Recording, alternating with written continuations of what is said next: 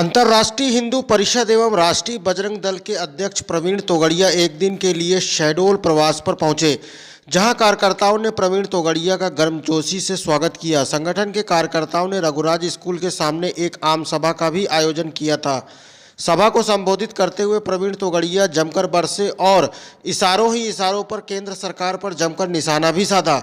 इसके साथ ही हिंदू खतरे में है की बात कही तो वहीं सरकार को गौ रक्षा केंद्रीय कानून बनाने पर भी जोर दिया। सभा को संबोधित करने के दौरान इन्होंने यहां तक कहा कि मेरे खेत का साग खाकर पीएम और सीएम बने हैं। उन्होंने खुले मन से हिंदुत्व के मुद्दे को प्रमुखता से रखते हुए कि प्रत्येक हिंदू को रोजगार, गरीब हिंदू को रोटी, बीमार हिंदू को स्वास्थ्य सुविधा और निरपराध हिंदू को जेल से जमानत दिलाने का संकल्प दोहराया।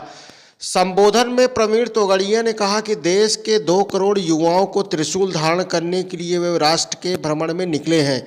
साथ ही युवाओं से आह्वान किया है कि वे पुलिस और सेना में भर्ती हों ताकि हमारी बहन बेटियां सुरक्षित रहें। कार्यक्रम के बाद प्रेस कॉन्फ्रेंस को भी उन्होंने संबोधित किया। पत्रकारों से चर्चा के दौरान उन्होंने एक बार केंद्र सरकार पर तंज कसते हुए कहा कि केंद्र चाहती तो 30,000 भारतीयों को 15 फरवरी तक ही यूक्रेन से बाहर निकाल लाती, लेकिन सरकार ने समय रहते सार्थक कदम नहीं उठाया, जिसका खामियाजा यूक्रेन में फंसे भारतीयों को उठाना पड़ रहा है।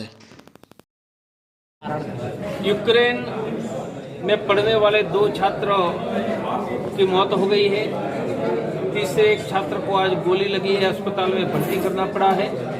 मेरा मानना है 15 फरवरी को तय हो गया था कि युद्ध होगा ही। जब यूरोप के देशों ने अपने राजदूतावास बंद कर दिए, तभी भारत के सभी छात्रों को हमें भारत में ला देना चाहिए। देरी हुई है। भारत के जो छात्र पढ़ रहे हैं वो मेडिकल कॉलेज और कैंपस में है, मानी एक जगह है।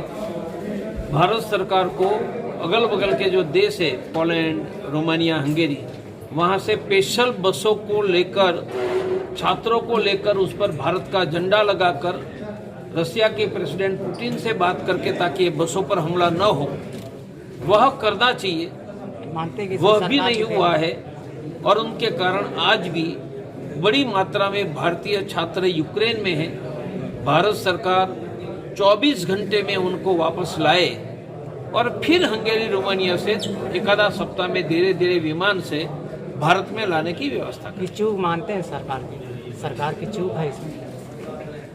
क्या करना चाहिए था, ध्यान में नहीं रहा होगा। और अब तो यूक्रेन में युद्ध के कारण ये छात्र पढ़ने नहीं जा पाएंगे, तो उनके आगे का भविष्य का क्या। तो भारत की गवर्नमेंट मेडिकल कॉलेज में छात्रों को एडमिशन देकर उन सबका MBBS पूरा करवाना चाहिए। यूपी चुनाव के संबंध में कुछ कहें? अरे हिंदू ही खतरे में है। कश्मीर में भी कोई पंडिता जिंदा नहीं रहता है, शिमोगा कर्नाटक में कोई हर्ष जिंदा नहीं रहता है, और गुजरात की बात करते हैं वहां कोई किशन जिंदा नहीं रहता है।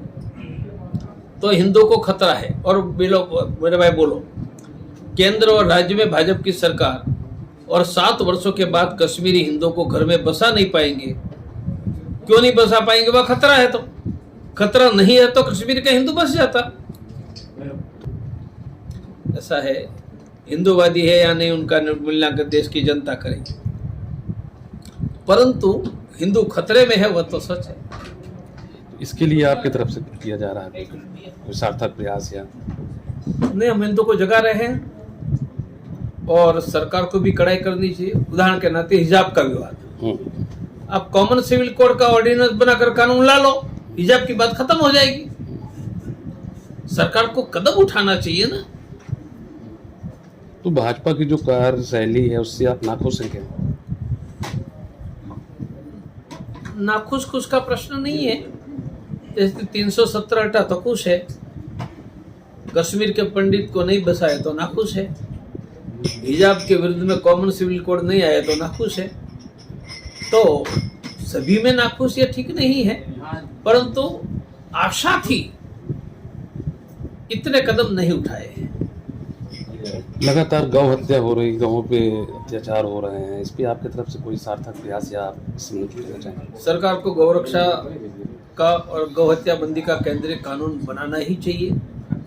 और साथ में जो गायें हैं या घूमती गायें हैं उनकी व्यवस्था करनी चाहिए, वरना देश का किसानों का खेत भी सुरक्षित नहीं। इसलिए गाय भी बचाओ और किसान भी बचाओ, वरना उत्तर प्रदेश में इस समय सबसे बड़ी समस्या तो गाय से किसानों की है। तो हम गाय को कटने नहीं देंगे, पर गाय को खाने पीने की व्यवस्था करें ताकि किसान के खाने के लिए भी कुछ बचे।